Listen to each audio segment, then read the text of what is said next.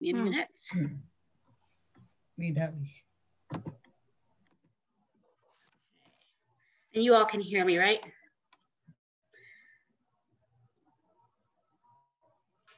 All right, great. Well, welcome again this afternoon. My name is Medhavi Balachandran, and I'm your co-host for this afternoon's webinar series. We're already at our third one, and last week, Dr. J talked about letting food be your medicine, and she'll do another quick recap about what we talked about last week, and then get into today's topic, which is going to be about creating daily routines. And so over the last two webinars, a lot of information, she shared a lot of information with you. And, some of you have asked for the presentation as it's a lot to remember. And so next week, we're going to let you know how you can get a copy of the ebook that she has created, which has a summary of all of the key concepts from each of the webinars. So there's no need for you to take extensive notes. The ebook will cover everything in there. And lastly, you've been submitting some great questions throughout the series, but just please remember that, Dr. J at this webinar can only really answer general questions, so if you have anything specific to your health, do send her an email and, she'll have a follow-up conversation with you as everything is, related based on your Prakriti. So I guess let's get to today's session. Dr. J, and you've begun recording. So, all right. Thank you, Medhavi. So like always, let's begin with the prayer. All of you close your eyes and take a deep, long breath. With each inhalation, balloon the belly. Each exhalation, pull the belly in. And continue breathing.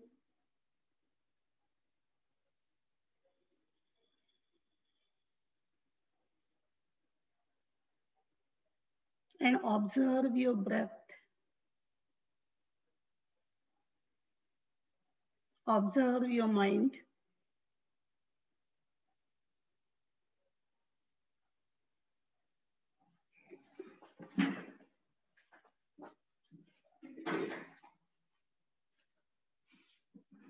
And I will chant a prayer.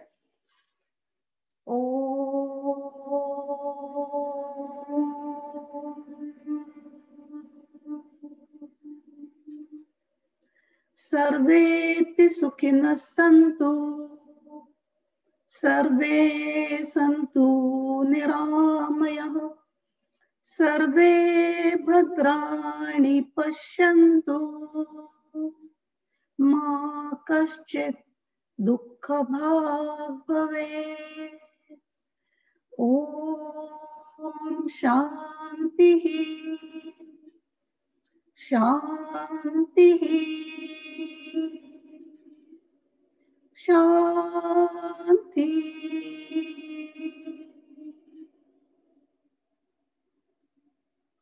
May all be happy. May all be healthy. May all see the reality behind life. Let there be no pain or the suffering in the universe. Let there be peace, peace, and peace. And keeping this peace within, gently open your eyes. And namaste, everybody.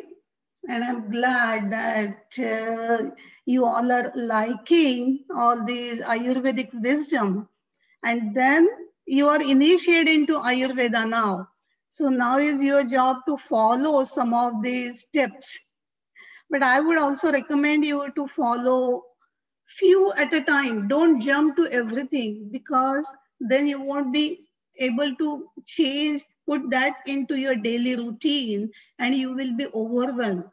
But try few which you will be able to add to in your daily routine, and then see the results, and then you want to add few more. So follow that. So let us do some recapping of the last weekend. And we talked a lot about the food.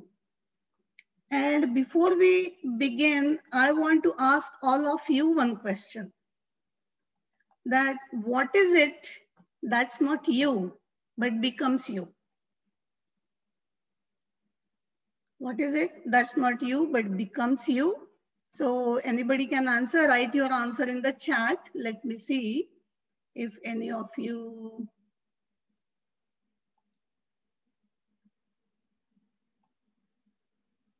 Yes, somebody answered, few women answered food and thoughts and all, excellent. So the food you eat becomes you. Each and every cell and tissue in your body is nothing but the food you eat. And this cycle continues all our life. We eat food, body builds cells and tissues, and those cells and tissues are nothing but the energy reserve, because our body needs energy for everything. And the cells are broken down to create energy, and we eat food and body build the cells again. So this continuing building the cells, sustenance and breaking down the cells, this process is continuously happening, and for that food is very, very important. And that's what the saying is, you are what you eat. But as I talked last time, that Ayurveda goes even further and it says you are what you eat and what you digest. Because you may be eating organic food, you may be eating gourmet food, you may be eating homemade fresh food. But if your digestive system is not functioning well, then body will not build very healthy cells on your body, and it won't work. And that's what we have, that Agni in our system. This Ayurvedic concept of digestive enzymes, we call Agni, the fire. When we think about cooking, yes, always we have to have the stove, fire to cook. Same way that food needs to be cooked in our body also, and we need that Agni, and that we call Aham Vaishwanaro. So the universal Agni is in our body too, as a thumb-sized light, violet light around the navel, and that takes care of the digestion and assimilation and absorption and all that in our system, and keeps our body very, very healthy. So we have to take utmost care also of keeping this optimum digestion. And then we talked about many dietary related kind of rituals or the guidelines. And one of them I mentioned about eating only 3 meals and zipping your lips in between. And you know, few women sent me their feedback, and they said, Dr. Apte, we started doing this, and really I can see I feel more light. My gas and bloating has gone. So definitely we are going to continue. Somebody sent me the email that we stopped eating yogurt and we stopped getting all that mucousy and congested in the morning. So simple home tips, healthy tips, but they will really take you long way. And if you really take good care of your diet part, then you can prevent most of the diseases. Because even today we are going to talk about lifestyle, and both diet and lifestyle is part of Ayurvedic concept called Swastha Vritta. And what is the Swastha Vritta is maintaining our health. And that is Ayurveda's first goal is Swasthasya Swasthya Rakshanam. So the person who is healthy is to preserve his health, maintain the balance, so he can prevent most of the diseases. His immune system will be very strong, so it can fight against not only COVID-19, but so many other variants also, which are coming from Europe and Africa and all that. So we don't have to worry about what virus or bacteria it is. It will protect you from any of the viral attacks and all. So that important that diet and lifestyle is. And I also mentioned last I ended the seminar with the 2-line verse is, if you are going to follow these food guidelines, then why do you need medicine? And really think about your parents, your grandparents and all, who lived till their 90s or even 100s, and they didn't have diabetes, they didn't have hypertension, they didn't take so many pills and all. They managed to stay healthy on their diet and all this. So we also can maintain that at this age. And if you're not going to follow these guidelines, then what is going to, how medicine is going to help you? And that means, as I said, medicine you may take antibiotics or pain medication and all, but actually what is going to heal your body is the food you eat. And majority of the time, remember, the cause of the disease is in the wrong diet or in wrong lifestyle. So once you take care of that, then you can stay healthy with the diet alone, and it's that powerful. So today, as Medhavi mentioned, daily routine, that's what we are going to talk about. So let me share that presentation with you.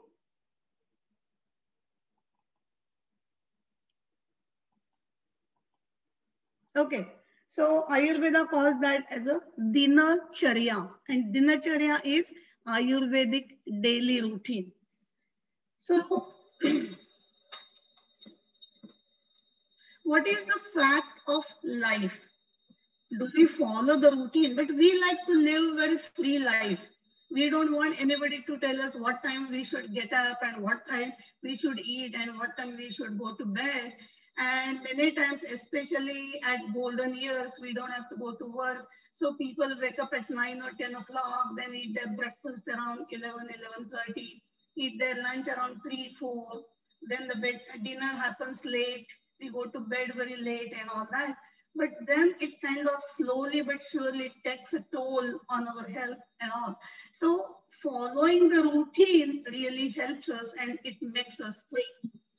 Then we know this working kind of the world is working 24/7 and still not get things done. And we all have experienced that. When we were working, we worked like 12 hours, 14 hours, but still there is so much to do.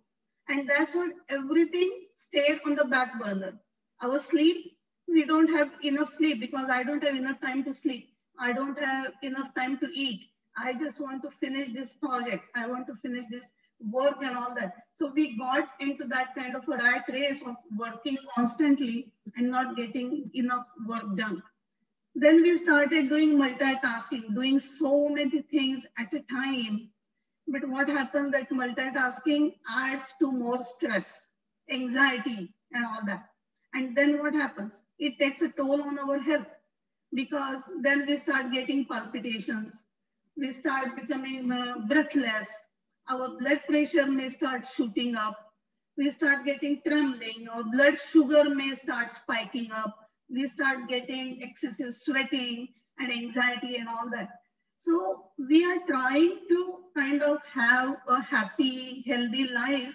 And against that, we are going through all this stress and anxiety and all this. And that definitely affects our health. So what we need is really a routine, because why routine is so important. Think about the day when you don't plan anything to do and you just pass the time as it is, and compare the days when you have so many things to do and you make a to-do list.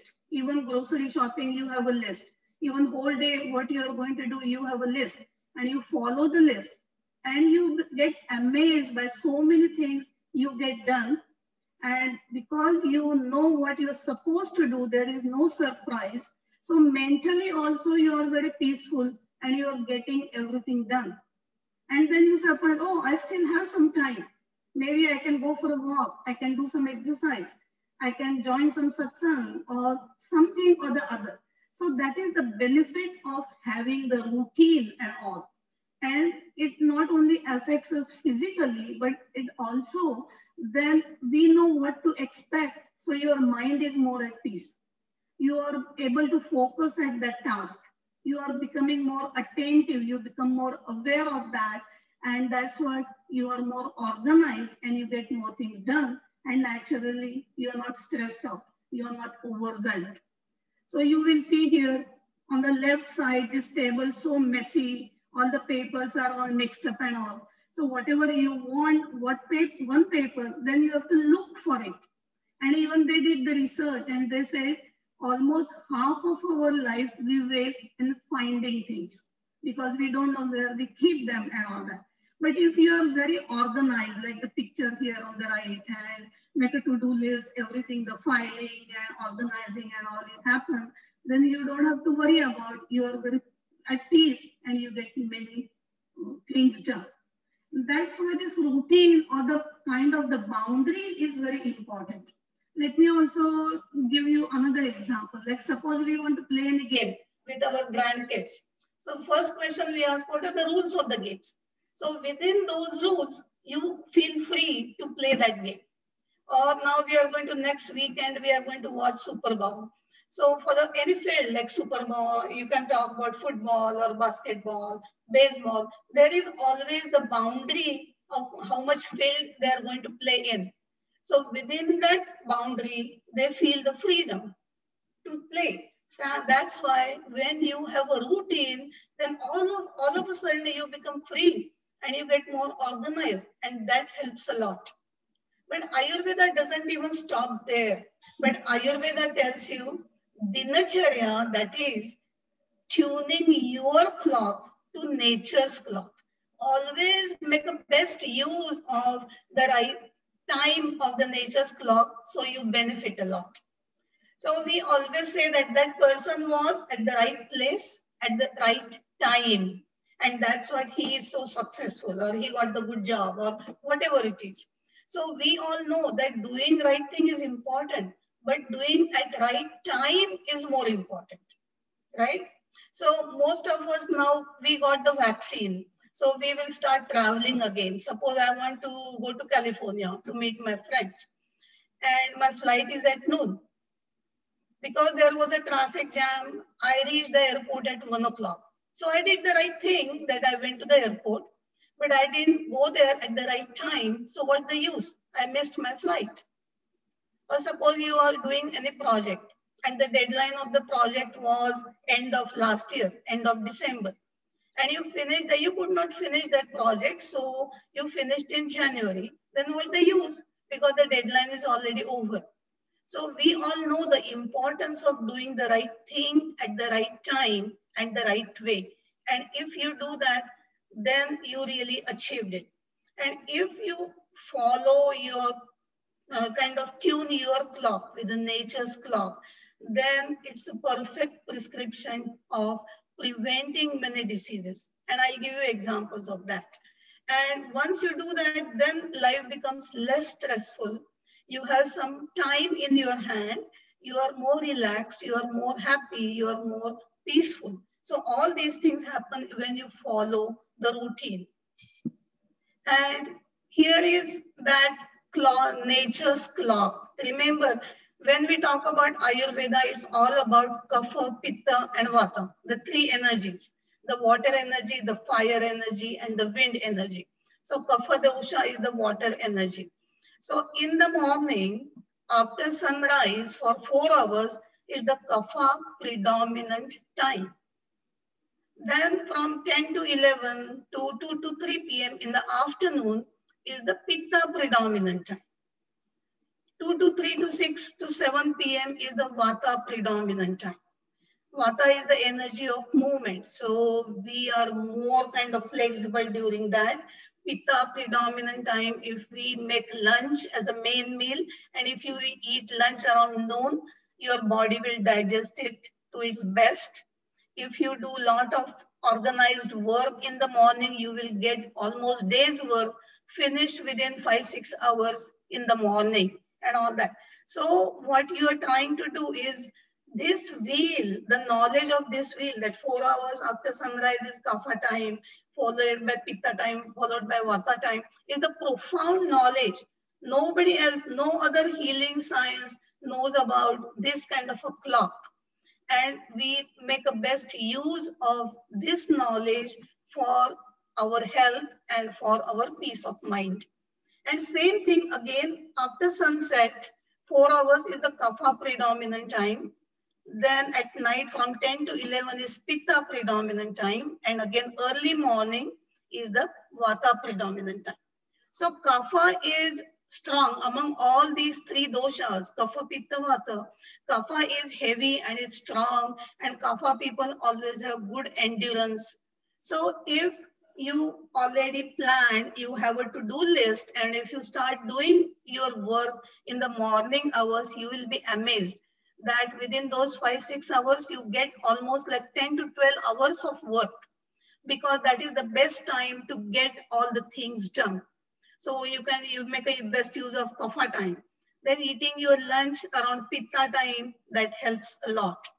Then Vata time is more mind time. It is related to thinking, planning, strategies, activities, and all that. So if you're still working, then get things done in the morning, and then kind of, if you want to have the meetings, if you want to have conference call, if you want to talk to somebody, or if you want to exercise, if you want to do some numbers and all, that is the best time to do in the afternoon. Then around 6 or 7, around sunset, we eat our dinner. And then in the evening is the relaxed time. You can watch TV, listen to the music, whatever you want to do as a leisure time, you can make a use of that. But around 10 to 11 to 2 to 3 p.m., this Pitta time does not digest food, but it creates new cells. It heals your body. It takes care of all the wear and tear in the body at night. And that's what you will sleep. You will see that why the newborn babies sleep a lot, because their body is growing. The cells are multiplying so fast at that age. Even when we sleep, our body is healing. And that's what going to sleep at certain time is very, very important. This is nature's clock. If you follow this, you're swimming with the current. That current is pushing you to your destination faster. If you don't follow this, then you are swimming against the current. So you have to fight that current to reach at the destination time.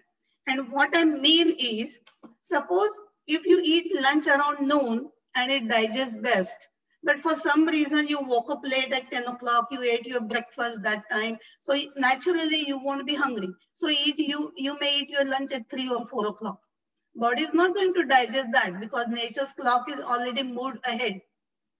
Then if you say that, okay, at night, I don't have work, but I like to watch all the movies and all. So you stay up till midnight, 1 o'clock, 2 o'clock. Then your body sits on the back burner because you don't give body time to heal. And slowly but surely, doing that for 1 or 2 days, it doesn't matter. But if that becomes your pattern of your daily routine, and then things start going in the wrong direction, and then you start swimming against the current, and then finally we have to pay the price of that. So if you make a use of this time best, that will benefit tremendously. And this is a simple wheel, but it has a profound knowledge and wisdom about that. Another thing like this, kapha, morning is the kapha time. But suppose you have allergies. What time of the day do you sneeze more? You cough more. You get more congestive headache in the morning. Why? Because that is kapha time. So your kapha is imbalanced. And sometimes people say, all of a sudden in the afternoon, I feel better. But when again in the evening, I start sneezing and get congested again. Because that is again the kapha time. So you can see that this wheel is very, very beneficial to understand. There are few people, they call me and they say, Dr. Apte, it is like 2 or 3 o'clock in the morning, as if I set the alarm. Without the alarm, I wake up and I keep thinking about, 1 minute.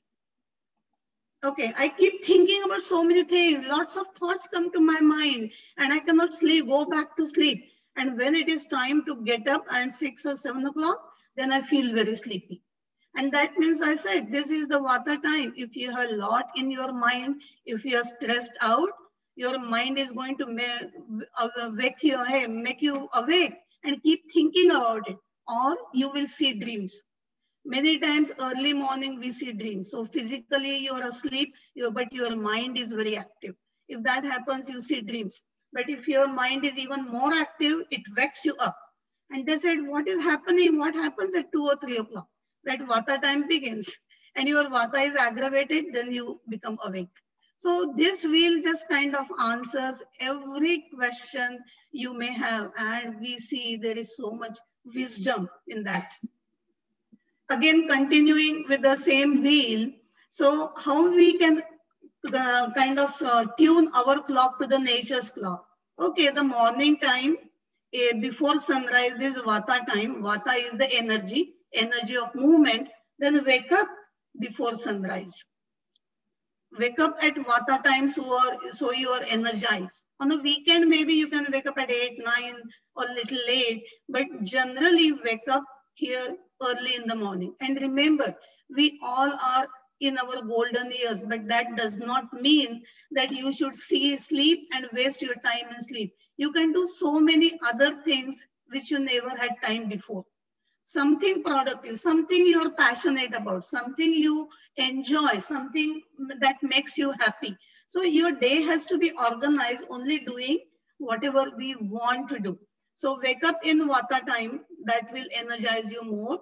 Then eat your breakfast and use all these morning hours for productive work. Maybe you are not working, then go do some social work. Give your knowledge or your experience to other people. Join some senior centers. You will meet some people. Join some satsang, whatever you want to do. But use that time wisely and you will get a lot of things done. Then around 11, start preparing your lunch, food and all that. Eat lunch around here. Then you can exercise in the afternoon because again, this is the Vata time, is the energy of movement. So your body moves more easily. You can exercise early morning, you can exercise here in the afternoon, but that is a good time to exercise, take hobby classes, doing the social work, some activity. And get out of the house. I have seen many people just sitting at home watching TV and they always say same old, same old. If you don't plan anything to do, same old will happen. But every moment, remember, of your life, you have a new opportunity to do something different, something life-changing, and something that will make you happy. So you have to put that in your to-do list. You have to get that into your daily routine. Many times, beginning of the year, people always have New Year's resolution. And within 3 weeks, they forget about the resolution because they do not put in their daily routine. If I am going to meditate, when I am going to meditate, what do I do that time? How can I switch that time for my meditation? In the morning, at night, whenever I'm doing it, but do I have time in my schedule? Can I create some time? And if you fit that in your daily routine, then definitely you will change your habit. Your resolution will not be forgotten. You can do that, but you have to fit that into routine. And that's why routine is very, very important. Then you finish all the kind of activities in the afternoon, then dinner time around sunset. Then if you're Jain, you always eat before sunset, but around sunset is the ideal time. So by the time you go to bed, there are good 2-3 hours in between. So food is well digested. You are not eating dinner around 9 or 10 and go to bed around 11 o'clock. Your body will not digest that food well at all. Let me give you experience, like the cause of the disease. I was in California and one CEO of the company came to see me and he said, my work is so stressful in the company. I come home, have a couple of glasses of wine to unwind. Then I eat my dinner around 9:30, 10 o'clock sometime. I go to bed at 2-3 o'clock. And he started getting very severe allergies and congestion and digestive issues. So we always, as Ayurvedic doctors and all, we always get the detailed history of their diet and lifestyle and all. And when he was telling me that I eat at 9 o'clock, 10 o'clock, go to bed at 12 o'clock, I said, that is the cause of your allergies. So just taking allergy medication is not going to solve your problem. Somehow you have to reverse your clock and you have to follow this. And he was willing to change anything because he was just tired of his issues. And that's what, when he started eating early and doing some yoga and meditating early in the morning and at bedtime, many of his allergies went away. So as I said, that there is always a cause of the diseases in the diet and lifestyle. So that was one good example of that. I wanted to share it with you. So now let's talk a little bit in details what we do in the morning and all that. And all these rituals don't take so much time. I'm explaining it to you right now, so we are spending some time, but it's very easy and it happens quickly. That waking up is always ideal to wake up before sun rises because we wake up in Vata time. I mentioned to you that. Even that time your mind is very alert and mind is creative. And especially if you're still working, And if you own the business or you have so many things to take care of, then always make a best use of this time. You will get the seeds of your things to do early in the morning. That's the most auspicious time. We call that 4:30 is the most auspicious time.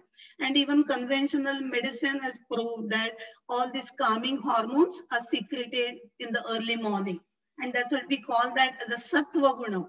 Your mind is very alert. You get the ideas and then you can elaborate on those ideas later.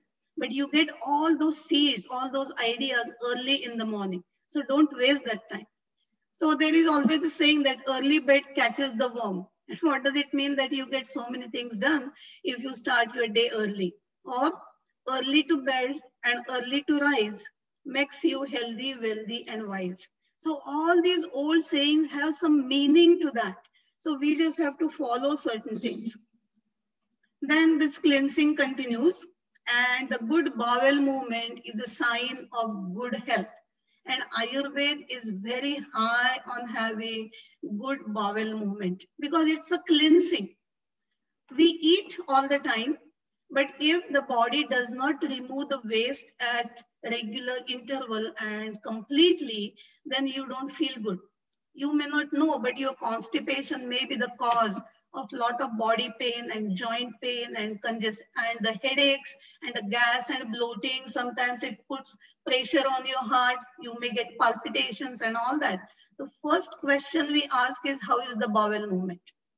It is very important because when you get it in the morning, right after waking up, and you feel it's complete, you feel lighter, you feel more energetic, you feel more hungry.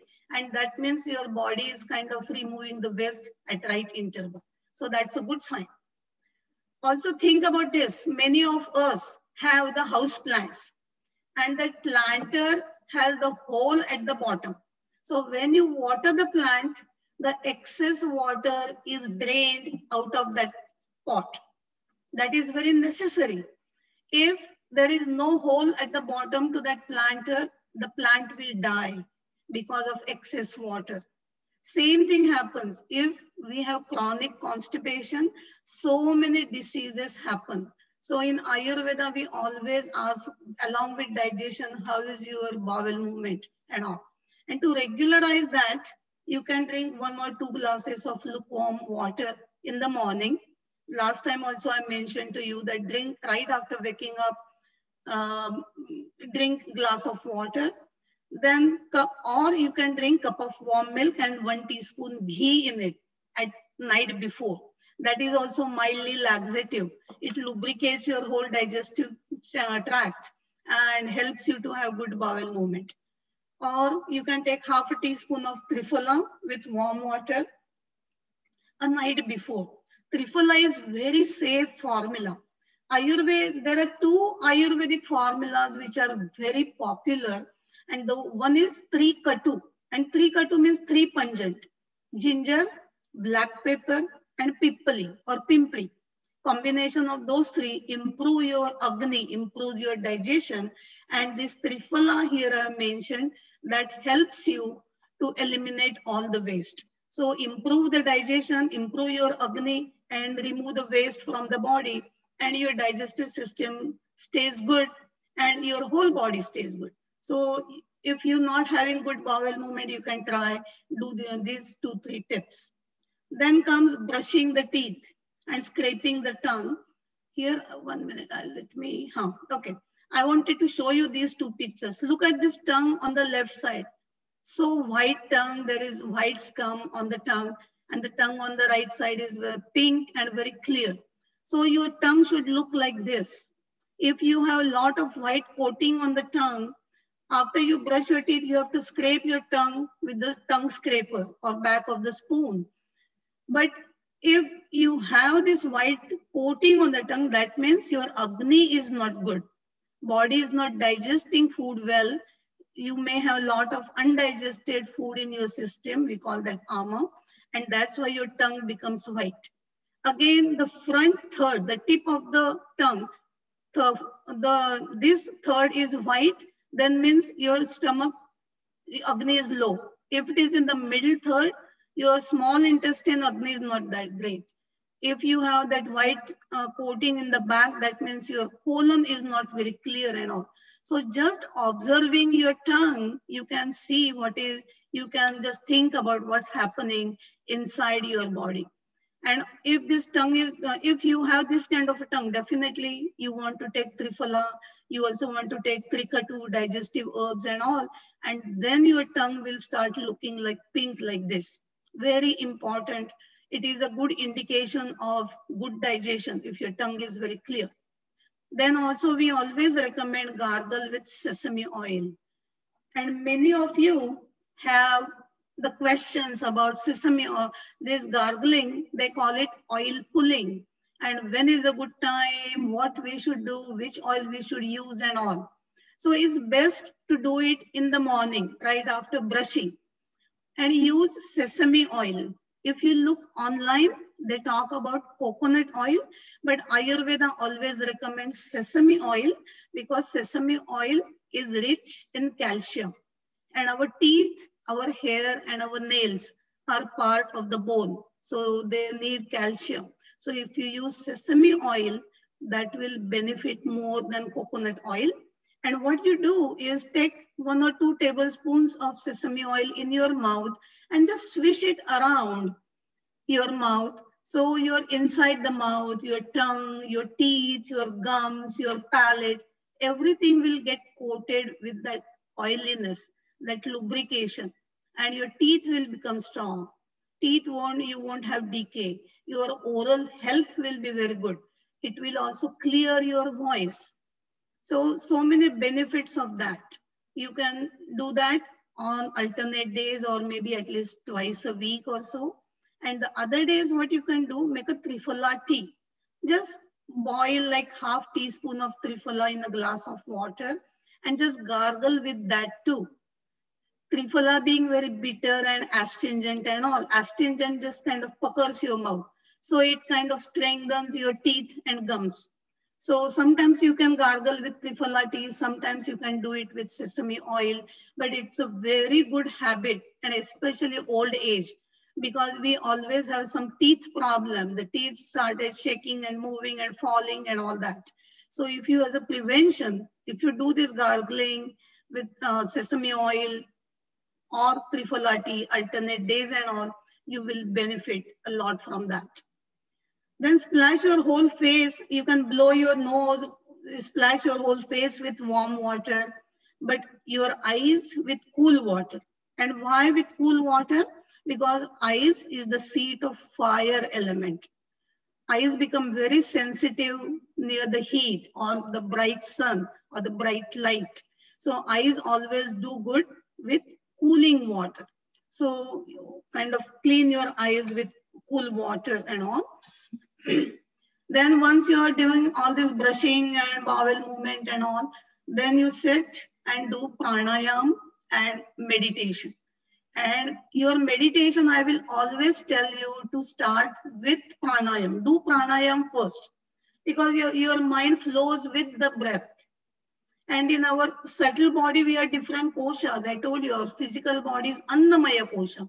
Then is the pranamaya kosha, and within that is manomaya kosha. So the breath sheath is the bridge between your physical body and your mind. And it calms the mind down and it balances your body. So always start with pranayam and then do meditation. Many people feel meditation very difficult to calm their mind down or focus on one spot. But there are so many visualization meditations available on YouTube. There are so many CDs available, so many places you can just have the apps and all that. But do some kind of meditation that will help you a lot. And I'm going to tell you one story about this meditation kind of thing. And we all like the stories. Even we are old, we like the stories. So there was one old man. He was a lumberjack and he was well known for efficiently cutting the trees. So there was another young lumberjack and he said, boy, I am so strong and muscular, and look at that old man. He's so old, not even stronger as half of me. So I'm going to beat him by cutting more number of trees than him, because I'm jealous that everybody calls him that he is the most efficient man. So he talks to that old man, and both of them agree that next day they will go to the forest and start cutting the trees. And this young man started cutting one tree after another. And this old man, what he used to do, like cut the trees for 1 hour and then take 15 minutes. Again, cut the trees and take 15 minutes.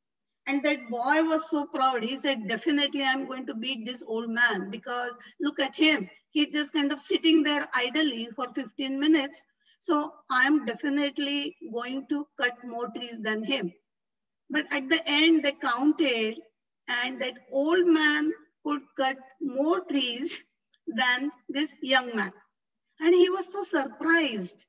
He was kind of very jealous of him, and he was surprised. So he went to that old man and he asked him, what is the secret? I see you sitting there every hour, sitting for 10-15 minutes, and I was working so hard. And still at the end, you cut more trees than me. So that old man that old man told this young boy that when you saw me sitting there, I wasn't just sitting there. I was sharpening my axe. So when you sharpen your axe naturally with less efforts, you are going to cut more trees. So listeners, we always have to sharpen our axe also. And our axe is our mind. So we have to sharpen our mind periodically. Instead of running rat race, continuously doing something with the physical body, we have to sharpen our mind. Take some time, take a break, take a pause, sharpen mind, and then do some productive work. And again, take some time off, sharpen your mind. And to sharpen your mind, you just have to meditate. Close your eyes, take a deep, long breath, follow your breath, and that calm, peaceful mind becomes very sharp mind. And that's how you sharpen your axe, by doing this meditation. So if you meditate early in the morning, again, if you meditate at night and see all the things you completed and you feel very happy and satisfied, so you will also sleep very sound. You will heal better. And again, you meditate in the morning and your whole day will be more productive and more useful. So that is the power of meditation. Because remember, this body is like a car and your mind is a driver. So if your mind is very sharp, if mind is very focused, mind is very attentive, then definitely it is going to take your car at the right destination, quicker way, without causing a lot of stress and anxiety and all that. So if meditation is not part of your life, then I would strongly urge that at least spend 10-15 minutes meditating in the morning and at night. So you finish all this, then you make a to-do list, because unless you have a list, you won't get all the tasks done of that day. And to your surprise, many times, if you make a list, all your work is almost done, because actual doing work doesn't take more energy. What takes more energy is to plan, what am I going to do? So all the women also who are listening to me today, if your plan of what you are going to cook is ready, your cooking is almost done. Because actual cooking does not take energy. The planning, what I am going to cook, takes a lot of your energy, robs your energy. So if you plan ahead of time, then cooking becomes very easy. Life becomes more easy. Then eat your breakfast. Again, here in US, we always say that you have to eat breakfast like a king. That means you have to eat very heavy breakfast. But Ayurvedically, I told you that wheel, the pitta is predominant at the afternoon. So make breakfast like a quick, fast break. Fast break between dinner and lunch. It should not be very heavy. Just you have to fill yourself, but don't overfill yourself. And it is kapha time, so eat less in quantity and eat little savory. That will help you a lot. Then again, we were talking about mind, and I always like to spend little more time talking about the mind. And here the mind gives the meaning to our life. and the mind must be always single pointed. So we have to do only one task at a time. And what we are doing is we are multitasking. When we eat, we watch TV. When we watch TV, we eat. We talk to somebody on the phone. We listen to the music. We do so many things at a time. So we put all our senses to work at given any moment. And that's why things don't happen and it causes more stress. So we all know the language of the computer. So here I am going to explain it to you. You type something on the keyboard and your keyboard is connected to the CPU, the central processing unit. And that is the brain of the computer because that's where all the processing happens. Keyboard doesn't kind of show you the result on the monitor, but it has to go, that information has to go to CPU and then you see the result or whatever the numbers and all on your monitor. But this central processing unit is very important. Same way, we have these 5 senses like our keyboard, bringing in the information about the world. We can hear things, we can touch things, we can see things, we can taste things, and we can smell things. So these are our kind of the outlets to stay connected with the external world. But remember, when you hear something, your ears don't tell you the meaning of what you heard. Your ears just absorb the impulse, and that impulse is carried through the mind like these wires to your intellect, and your intellect processes that information, and then you realize what you heard. That gives the meaning. So information has to reach to your intellect, and who carries that information is your mind. And that's what in our philosophy, mind is called as a ear of the ear, the eye of the eye, the tongue of the tongue. And what does it mean? That your sense organs just take in the impulse, but they don't tell you the meaning of it. But when your mind carries that to your intellect, both mind and intellect are kind of different aspects of mind. But when this manasa connects to intellect, that's where the realization happens. And remember, this happens faster, like in a fraction of a second. So you put a cookie, chocolate chip cookie on your tongue and you know it's a chocolate chip cookie. But your tongue doesn't tell you that. Tongue sends the impulse through the mind to your intellect. And intellect says, okay, in the past you ate something like this and that you gave the name as a chocolate chip cookie. So you say, oh, it's a chocolate chip cookie. But it happens faster. But suppose you are eating the cookie while talking to somebody else.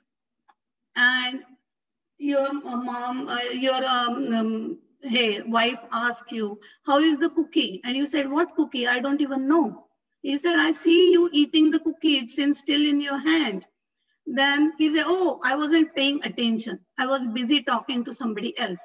That's why it did not carry the information of the cookie to your intellect because you were busy talking to somebody else. So that's what happens. And that's why if you give your mind only one task to do at a time, then your mind is faster than speed of light and information reaches here and it gets processed. And that is the way it should be, not multitasking, but single tasking, one task at a time. It is very important. Same way here, I want to talk to you, explain to you about this chariot. We all know on the Bhagavad Gita, there is this picture of 5 horses. And those 5 horses, Lord Krishna is holding on in his hands and they are connected by the reins. So exactly these 5 horses are like our 5 senses. If you let go of these reins, all these 5 horses will take us in 5 different directions. And our life will be like a chaos. But that is our real life right now. All our senses are kind of running, galloping after everything. I want to eat more, I want to see more, I want to make more money, I want to do this more. And that's what is happening. But when you let your buddhi hold on to these reins tightly and take them on the right path, and then your life will have the meaning. So always keep attention or the awareness or your focus on the intellect level, buddhi level. So you know where these horses are supposed to go, what direction they are supposed to go, how fast or slow they are supposed to go, and all that. So you have to hold on to that buddhi, hold on to those reins at the buddhi level. So when you always aware of all these things, then your life, your mind gives the meaning to your life, and life becomes more meaningful. It must be single pointed.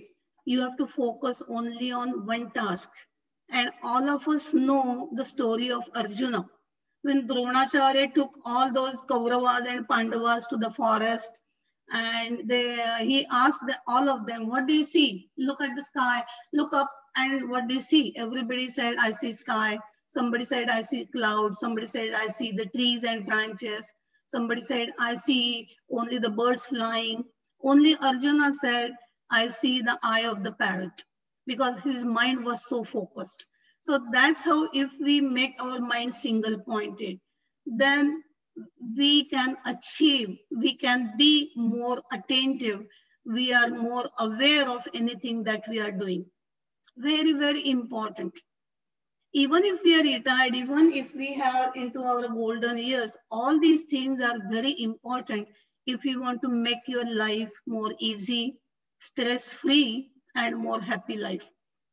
Then your mind must be in the present. And our mind, unfortunately, is never in the present. It's in the past, regretting the past or worrying about the future, but it's not in the present. But you always have to remember that life only happens in the present. There is nothing like the past or the future. It's always like today, today, today, or right now, right now, right now. It's the chain of today, today, today. So if you start living in the present, because if you do the right action in the present, you will reap the fruits of that action in the future. So instead of worrying, try to be in the present. And the past is already gone. So don't regret about it. Just learn from your experience and be in the present and make the best of it. And always look at the positive aspect of anything. Before I mentioned that life is yin and yang. Something good is happening, something bad is happening. But always look at what is good happening in your life.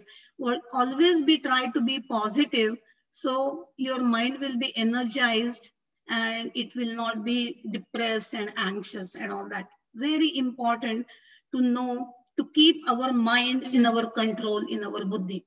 And that's why that meditation is very, very important. Then again, some rituals, exercise. And I would recommend you exercise in the morning or in the afternoon. But exercise has to be part of your life, at least for half an hour, 45 minutes or so. And I would recommend you to join the class. Don't be on your own. If you say, okay, not today, tomorrow, definitely. And I told you, tomorrow never dawns, it only today. So join the class, so your activity will happen very regularly. I remember before COVID, my husband and I used to go to senior center, that silver sneaker and all, and we literally exercised 3 days a week and then walked other 2 days. But since COVID, no, there are so many things on YouTube. We will do it when we feel like and all that. Then that doesn't happen regularly. So post COVID, I would again recommend you go to the class, join the class, so it will happen regularly. And you will also meet new people, you will meet new friends and all that. Then exercise in moderation. Don't lift very heavy weights and all that, because muscles go into fatigue state. So Ayurveda always says exercise in moderation. And what is the sign? When you start getting sweat on your forehead, then stop. That is the sign that your body has enough exercise. Again, the modern science has also proven that when you exercise, when you move your body, it secretes endorphins, which make you feel happy. It has a euphoric effect on you. And when you move the body, it also relieves a lot of aches and pains and joint pain and frozen shoulder and knee pains and all that. Because we all know that use it or lose it. If you don't use your body, then you lose all this flexibility and all that. Then you become couch potato. So start exercising. It has to be part of your daily routine. Then self-abhyanga. This abhyanga is also very important. Simple thing. If the door starts squeaking, what do? We put a drop of oil. We change the oil in our car every 3-4 months. Why? Because we want our car to run smoothly. Many machines, unless you oil them, they won't function well. Same way, we use our body constantly throughout our life. And if you do abhyanga, if you do the oil massage, it will keep on moving for a long time. So in Ayurvedic text, it says that if you do abhyanga at least 3-4 times a week, it is anti-aging. So many times we want our face to look skin to look very young. We don't want all those wrinkles and dryness and all that. So make this abhyanga, sesame oil massage. You don't have to go to massage centers and spend so much money. You can do your own abhyanga at home with warm sesame oil. That helps a lot. And then leave that oil on your body for at least 10, 15, 20 minutes, and then take long shower. And you will feel so relaxed if you do that. And it will also relieve a lot of your aches and pains. Somebody was asking me, she gets cramps at night. I told her to massage with sesame oil. If your joints are hurting, we massage those joints with oil. If our ear is ringing, I tell them to put 5 drops of sesame oil in the ear. If your eyes are dry, put couple of drops of ghee in your eyes. So main thing is lubricate your whole body, oleate your body, so it will keep on going longer. Then take shower. We all take shower, but not necessarily in the morning, because majority of us take shower at night, in the evening. You can do that, continue taking shower at night, but also you have to take shower in the quick shower at least in the morning, because I told you your body heals at night. So during that process of healing, some waste is created. And when you wake up in the morning, there are some secretions in your eyes become a little bit sticky.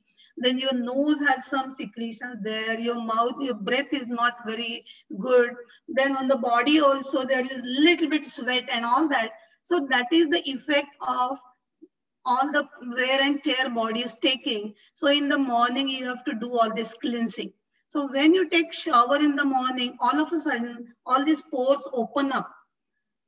Energy starts moving in the body. So you feel lighter, you feel more energetic. So even if you are taking shower at night, I will strongly recommend you to take also quick shower in the morning. And then wear comfortable clothes, breathable clothes. Don't wear too many synthetic. Especially your underclothes, they have to be cotton clothes because they breathe better, they absorb all the sweat and all. And use seasonal clothes. Again, next week we will talk about more about different colors, seasonal colors and seasonal clothes and all that. Then all you are set. Now you are ready to follow your to-do list. And as I said, morning time you get so many things done. Then what is the afternoon ritual? Main thing in the afternoon is around lunch should be 12 to 1. And eat till you feel full, but not over full. What is the sign of you feel full? That general, many times you may not pay attention, but you burp. And you burp, that means your stomach is 75% full. And there is a rule of like 75. Even when we cook, the pot should be big enough that whatever you are cooking should not be more than 3/4 of that pot. So you can easily stir it and it cooks well. Same way, when you eat to your 75% of your capacity, that means the food gets time and space to move in your stomach and all, and it starts digesting it well. So eat, you have to get the sensation that you are full, but don't eat excess that you won't be able to breathe. Don't eat so much. Then make eating a ritual. We talked about all these things like eating mindfully and all last weekend. And after lunch, within like 10-15 minutes or half an hour, you will feel like dozing off. And that is because all the blood goes to your digestive system to digest that food. So it's not in your brain, and that's why you feel kind of taking a nap. And take a nap. And why it is called cat nap? Because if you have pets, watch your pets. They eat and they go to the corner and take a quick nap, and the cat is again ready to run around. The same way, this nap is only 15-20 minutes. You may, and it is right that we never should sleep during daytime. And that sleep means 1 or 2 or 3 hours with your comforter on in your bed. But here I'm talking about quick nap, like 15-20 minute nap. And after lunch, when lunch becomes the main meal, you feel like napping within few minutes. And do it because it is very healthy, because your body is digesting all that food. And if you do something like an exercise, or if you're very busy in working something, you won't be able to focus on that. You won't be able to concentrate on that. So respect your body. And within 10-15 minutes, you feel very fresh and you will start doing things again in the afternoon. And they did the research on these short naps, and this research proved that it improves the mood and alertness and performance. And it does not interfere with your nighttime sleep. But if you sleep for 2-3 hours, definitely you won't fall asleep at night. But if you take this nap in the afternoon and all, that will really make you feel more energized and more alert. So just do that. Ayurveda goes even one step further and it says Vama Kukshi. And what is Vama Kukshi? Means lie down. If you're lying down on the sofa, then lie on your left side. Because in our subtle body, the right side is heating, we call Pingala, and left side is called Ida. So Ida is cooling and Pingala is heating. So when you lie down on left side, your Pingala side, your heating side is up, and that helps your digestion. So you can see how Ayurveda can weave everything, what is happening in your subtle body, and how you can use that wisdom for your health and well-being.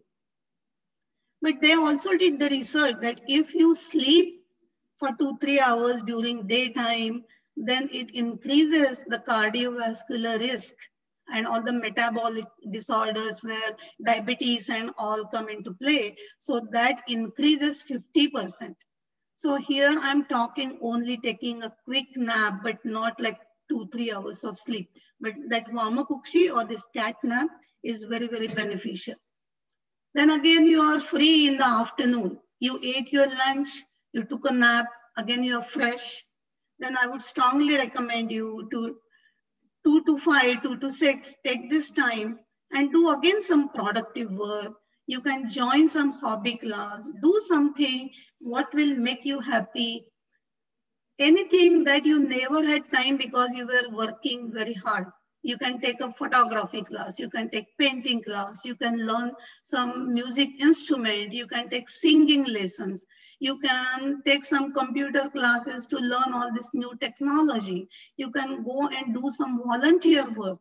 Anything that makes you happy, join satsang. That is also very beneficial for our age and all. So do this. But I will strongly recommend at least 1 or 2 days, at least 3-4 hours, do some volunteer work. And that volunteer work is a selfless action. And that doing that selfless action gives you more joy and gives you more happiness and peace. For example, offering these free seminars is my way of giving it to you. And remember, when I give my knowledge to you, my knowledge does not become less, but it multiplies because many of you are listening to me. You will follow these guidelines and you will make your life better. So it multiplies, it never becomes less. So always try to give selflessly. And we can learn from that Mother Nature. We sow one seed of the fruit tree and it grows into the big tree. And how many fruits do we get in return? Like hundreds of fruits from one seed or thousands of fruits from one seed. So Mother Nature always gives and forgives, and we get and forget. So instead, you also start giving, you give and you get. So that having that thought of giving is very important. And that is, giving is selfless giving. Don't expect anything in return. But naturally, any action has a reaction. So you will create good karma by doing this selfless action. So I will strongly recommend.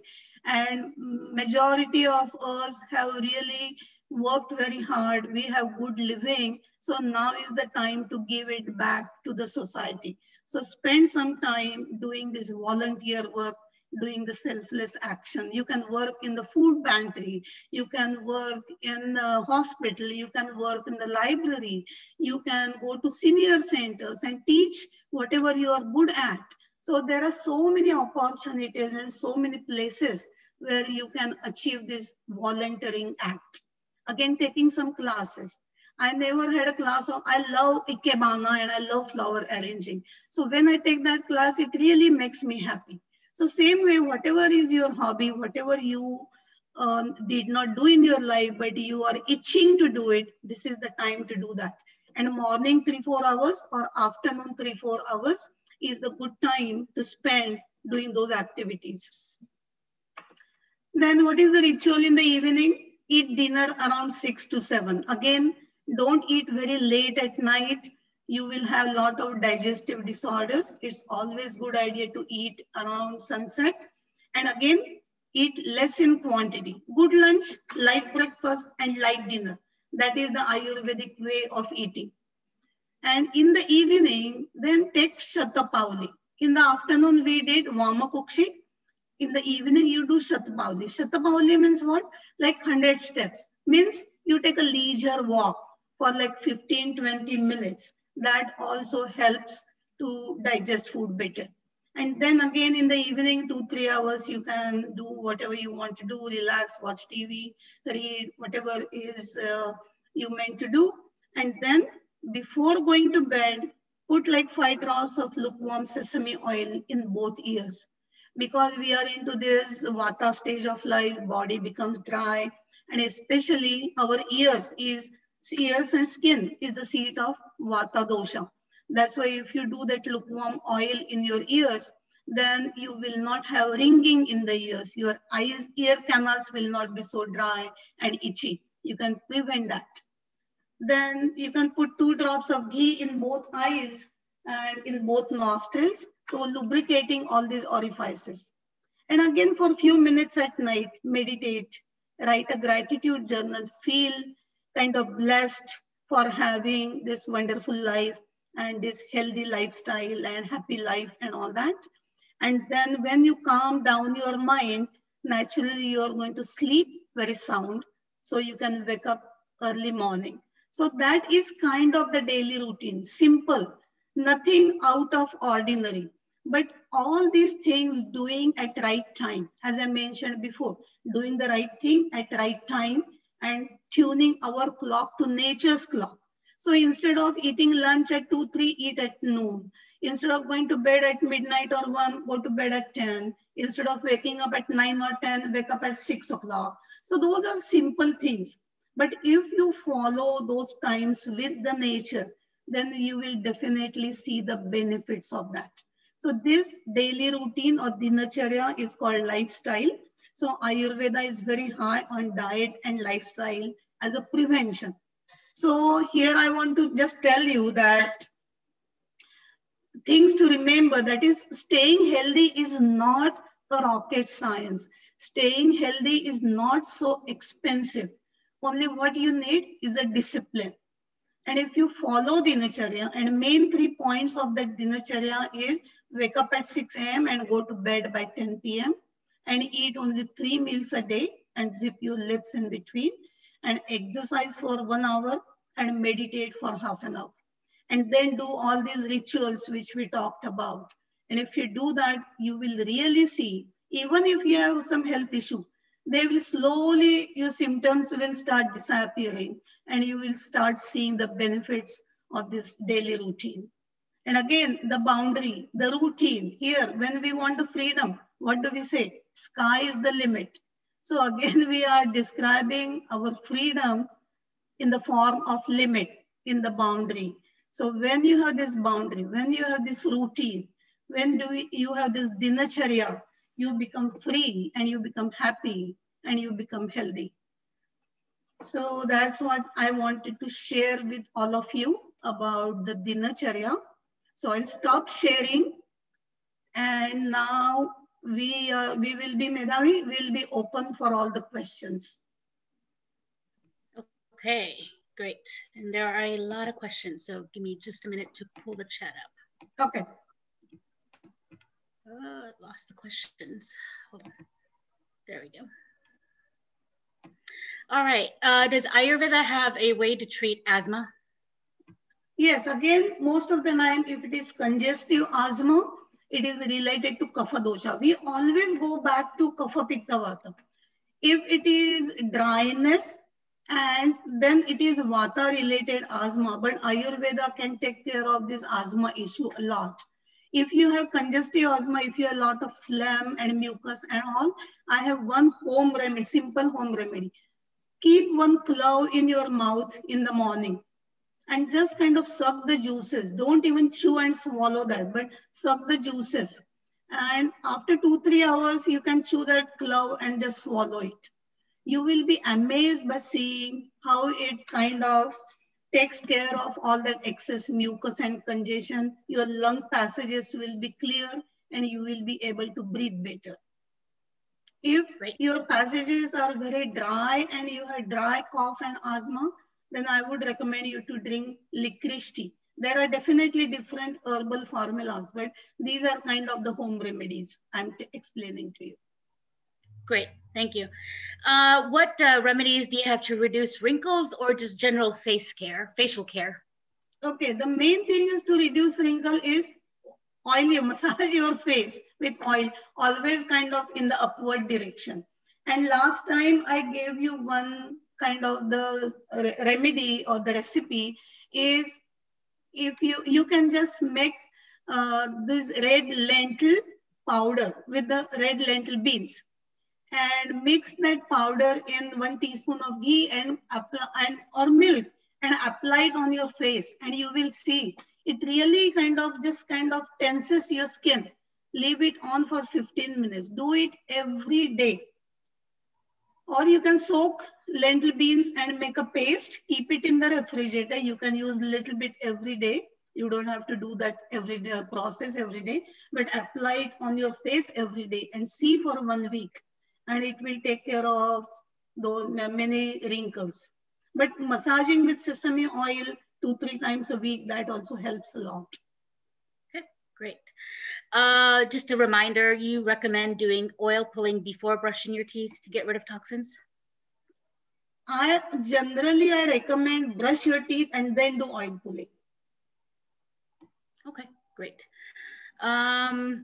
What are some ways that people can get some more fiber in their diet? If you are really eating the whole grain, not processed grain, not all-purpose flour, but if you are eating the whole grain, you get enough fiber. You don't need additional fiber. You are eating vegetables, they also have fiber.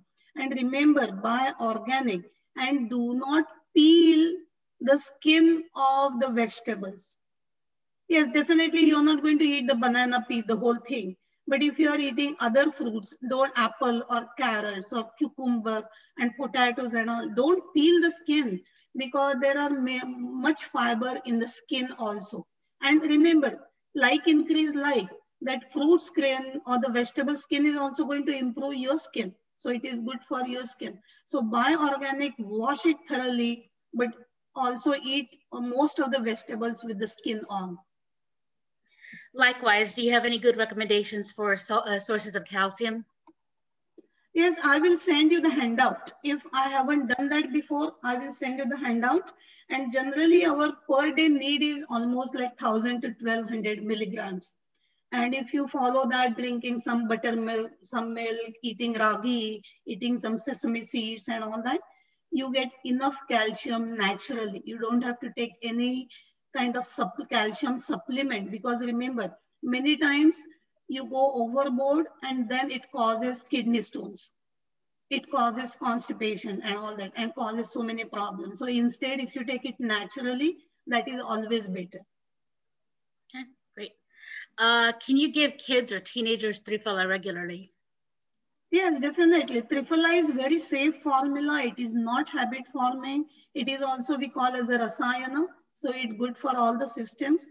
So you can very safely give Triphala to children. For children, start with 1/4 teaspoon or 1 tablet. And if you are taking tablets, take 2 tablets. If it is 500 to 600 milligram, take 2. If it is 1000, 1 tablet will be enough at night. Okay, great. What do you recommend for tennis elbow or just joint pain? I know you said a massage, but is there anything else but that you... Massage is only externally, but there are, I cannot give you any home remedy for that because we have to know what kind of either which dosha is involved. It is really inflamed or is it more swelling of the joints or if the joint has become very dry, so is vata involved in it. So that happens person to person basis. I cannot give you the one standard answer for that. Got it. Is Agni and stomach acid the same? But Agni is more profound. Remember, it's not only in the stomach. Remember, Agni also is everywhere. Like Kapha, Pitta, Vatas are everywhere. When I said Jataragni, that's the main Agni. But Ayurveda describes 7 tissues in the body. Each tissue also has its own Agni. Our whole body is made up of Panchamahabhutas. Panchamahabhutas also have their own Agni. So the term Agni is more profound and deeper than just digestive, like a digestive acid or enzymes. Great. And there are several questions about, the recording from last week and all that. Just as a reminder, there's an ebook that Dr. Apte has written that has the summary of all of these webinars. And so we'll talk about how you can get access to that at next week's webinar. So it has everything written in details. You will also see some of my slides in that ebook. And when you get it, it will be your reference guide for your future use. So don't get anxious that, oh, I did not write all the information. I forgot about all this. You will get all the detailed information in that ebook. Okay, great. Does ghee increase triglycerides?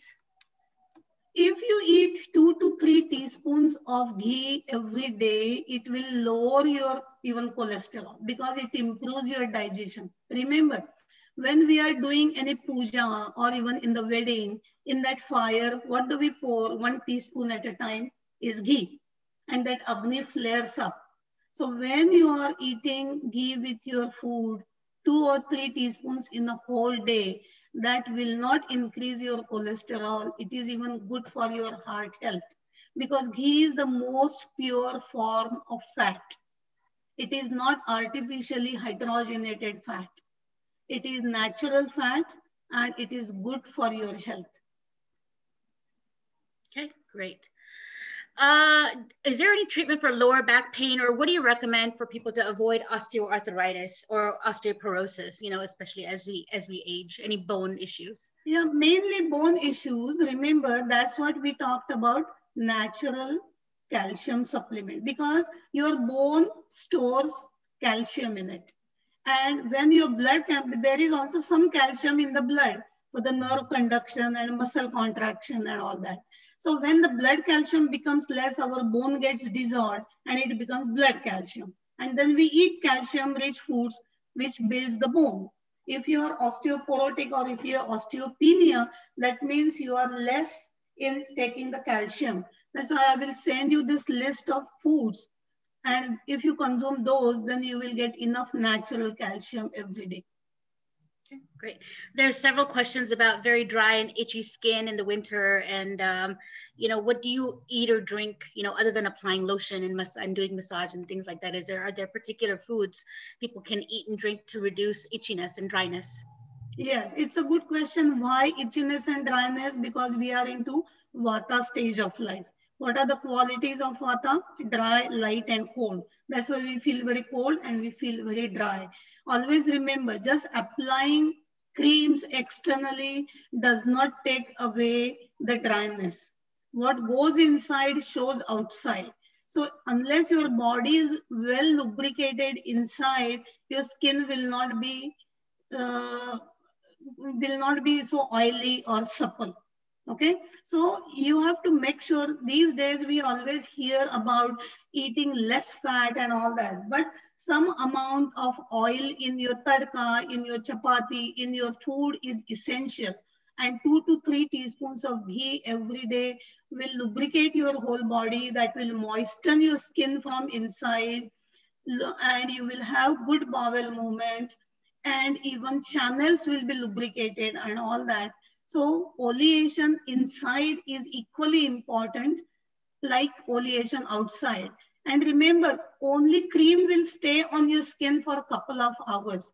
But if you massage your skin with warm sesame oil, then the oil gets absorbed in your skin, and that's why your skin will be lubricated for a long period of time. So instead of cream, you can use different oils. And you can put like a few drops of essential oil in sesame oil. If you want that good aroma for that, then you can use different essential oils. But the base should be sesame oil. Okay, great. Is a circadian rhythm the same as a daily dosha cycle? And I guess similarly, if you are going to sleep, or not performing according to the daily dosha cycle that you suggested, what can you do to change your habits, or how do you start changing your habits to get back into that cycle? Okay, so do slow but sure change. If you're going to bed at 2 a.m., then slowly at least go to bed by midnight. Come back, just reverse your clock just a little at a time, and slowly but surely within few months, you will go back to sleeping at 10 p.m. And remember, many of you may say, oh, we are retired now. Why should we get up? We don't have anything to do. If you want to sleep longer, then go to bed early at 9 o'clock instead of midnight and getting up at 10 o'clock. If you want to have the day more productive, then at night time you sleep. Think about if you didn't have the electricity, you won't have TV and you won't have computer and you won't have anything. So definitely you will go to bed early. So go to bed early at 9 o'clock if you want to, but then wake up at 7 o'clock. And it is kind of circadian rhythm, but yes, circadian rhythm and this dinacharya is more into details and it is more profound. But the knowledge of circadian rhythm and all is used only to treat certain diseases, especially people who work at night and all that, or few things. But this dinacharya is explained more into details, so you can tune your clock to nature's clock. Okay, wonderful. There are several questions about, people who get acidity or get up in the middle of the night because they have a sour stomach. So what do you recommend for them? Exactly. Most of the time, if you have that, just have a sip of milk, room temperature milk. Or you can eat, what should I say, that in a special call, in Marathi, we call sali chalaya, like a popcorn kind of thing. The popped rice. It's not mamra, but you get that other kind of things which we use during Diwali or we use during some rituals. And the name on the bag, it says like a kheel, Kheel, and it is available in many Indian stores. So if you just eat handful of that, your sour stomach and that acidity will subside because it absorbs all that excess secretions. And the milk neutralizes all those acids. There is a lot of interest about the different types of sesame oils and whether you should, warm them and things like that before doing oil pulling or use it for massage.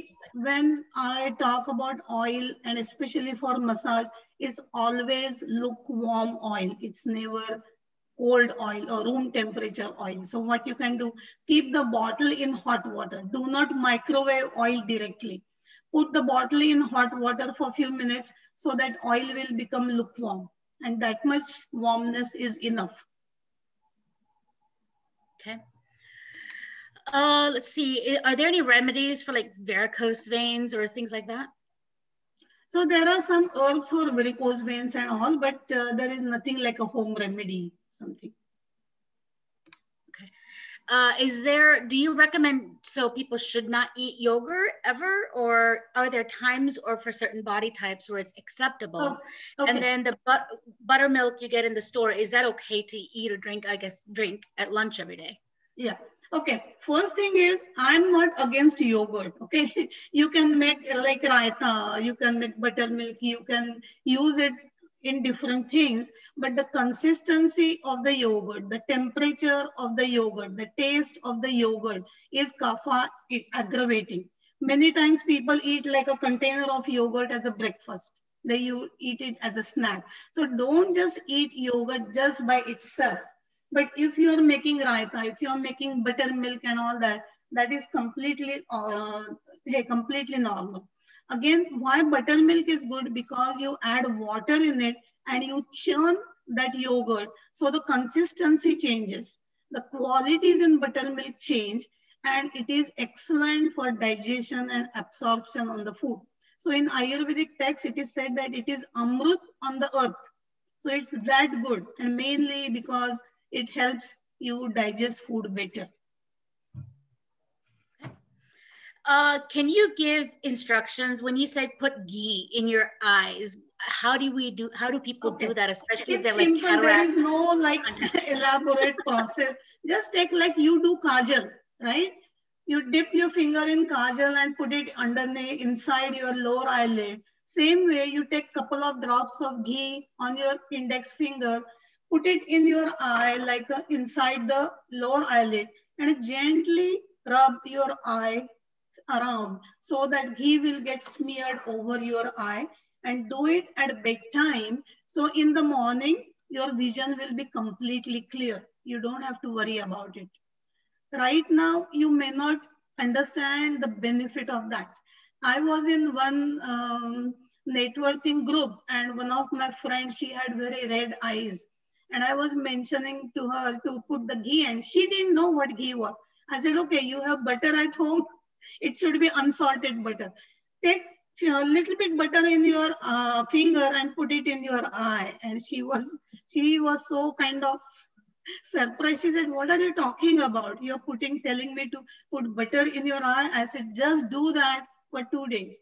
And all of the third day, next meeting, she came and she said, Jay, it really helped me so much. That redness of my eye went away, and my eye was so irritated and itching that went away completely. So I'm going to keep on doing it even if my eyes are not red.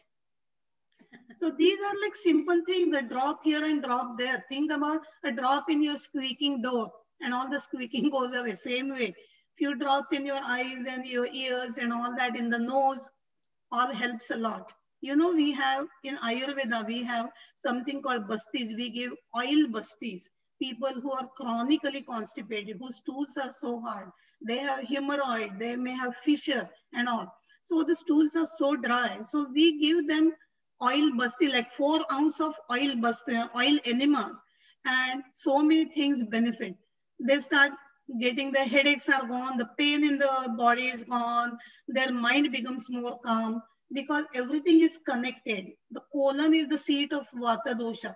And when you lubricate that, things go away. I'm not telling you to do these enemas at home because you need the doctor's instruction. But what I'm trying to tell is all these ears and nose and eyes and your skin and all, your head, just foliate it. Use the oil. It is very inexpensive, but very beneficial. Likewise, do you recommend that for dryness in your ears, or how do you remove like earwax? Does that cause earwax? No, it doesn't. The oil doesn't cause earwax. As a matter of fact, oil loosens the earwax. So it is very easy to remove it. And people are so afraid, oh, I may get the ear infection. No, there is a tympanic membrane. There is an eardrum separating your external ear and your middle ear. So only what gets lubricated is your ear canal and that eardrum, nothing else. Oil does not go to your middle ear and all that. But all the dryness and all just disappears because of this few oil drops. If you are afraid of putting oil drops in your ear, then dip a Q-tip in the oil and just kind of roll that Q-tip in your ear. At least that much oleation is also enough. But if you put 5 drops, you will really see that you will sleep like a baby on those nights, because it calms your mind down and it calms vata down. Okay, I think we have time for, well, we're at 5:30 actually. And then okay, last question. So are there things that you suggest for people to not get Alzheimer's or memory loss and things like that? And as I said, use it or lose it.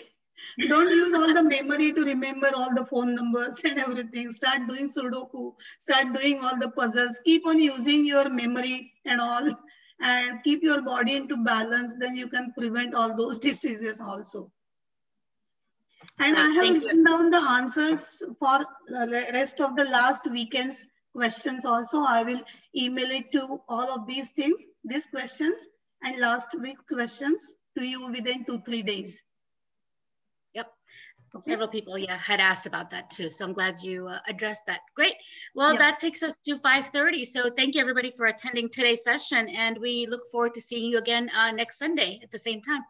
Have a great rest of your weekend. Thank you, Medhavi, and thank you all the listeners. I hope you learned something new this week. And again, there is yet to come. Like we are going to talk about Ritucharya, the seasonal routine, and how you can prevent seasonally affected diseases and all. So something more interesting to come. Till next Sunday, namaste again. And we'll end the session. Thanks. Bye-bye. Bye.